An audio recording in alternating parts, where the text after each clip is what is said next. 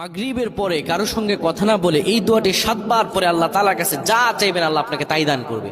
অভাবে আছেন, ঋণগ্রস্ত আছেন, মাথায় টেনশন, ঋণের বোঝা, বাড়িতে থাকতে পারতেছেন না, আল্লাহ সব আপনার পেরেশানি দূর করে দেবে ইনশাআল্লাহ, যদি আপনি আমলটি করতে পারেন। আমল মানুষের জীবন বদলিয়ে দেয়, আমল মানুষের জীবনকে পরিবর্তন করে দেয়। আল্লাহ তাআলা আপনার সব দোয়া কবুল করে নেবেন ইনশাআল্লাহ। মাগরিব নামাজের পরে কিবলামুখী হয়ে থাকবেন, কারোর সঙ্গে কথা বলবেন না, কারোর সঙ্গে কথা না বলে কিবলামুখী হয়ে আপনি পড়বেন আল্লাহুম্মা আজিরনা মিনান নার, আল্লাহুম্মা আজিরনা মিনান নার, আল্লাহুম্মা আজিরনা মিনান নার।